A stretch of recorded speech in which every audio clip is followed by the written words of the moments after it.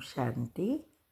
आपका प्रश्न है, वरदान में आया कि दृढ़ संकल्प का व्रत लो, और जो व्रत लेते हैं उसके हर संकल्प, बोल व कर्म में समानता आ जाती है, और जिसकी समानता आती है वही निरंतर दृढ़ता है।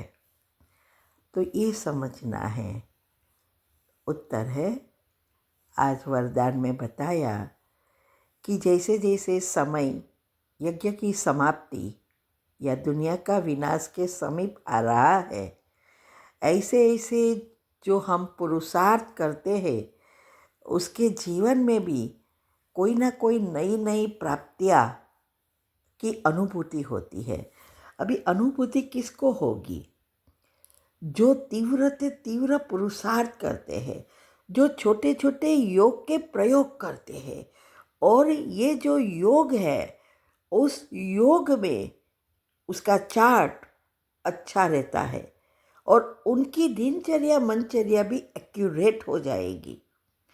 तो जो ऐसा पुरुषार्थ करते हैं उसको इतना अनुभव होगा, और अनुभव वाली व्यक्ति या आत्मा कभी भी पीछे नहीं हटती।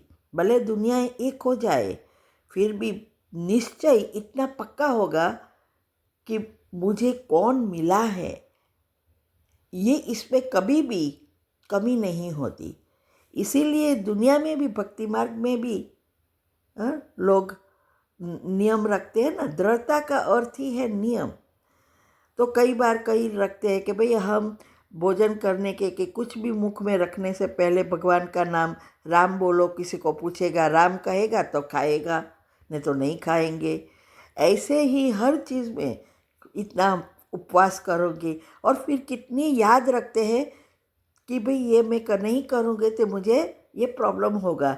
इसीलिए दृढ़ता से याद रख के ये फॉलो करते हैं।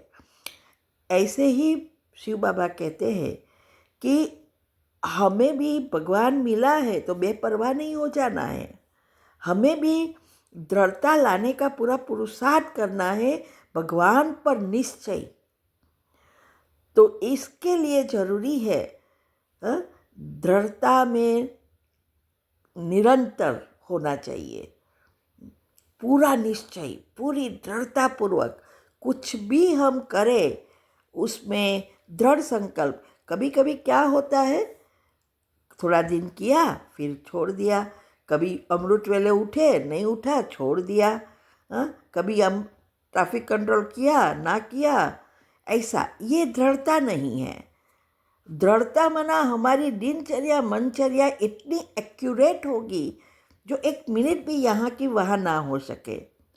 इसीलिए आज कहा कि इसका कारण है अलबेलापन। अभी अलबेलापन क्यों आता है? जब आत्मा की शक्ति डाउन है, नेगेटिव व्यर्थ इतना ज़्यादा चलता है जिससे शक्ति बढ़ती नहीं। और जब हमारी कुंडलिनी मूलाधार में है तो आलस्य, अलबेलापन, भोग विलास, निंद्रा, ये सब उसकी देन है। ये सब चीज़ों में हमारी अंदर अभी भी चलता है। इसका मतलब हमारी कुंडलिनी माना आत्मा की शक्ति ऊपर नहीं जा रही है, जाती है फिर नीचे गिर जाती है।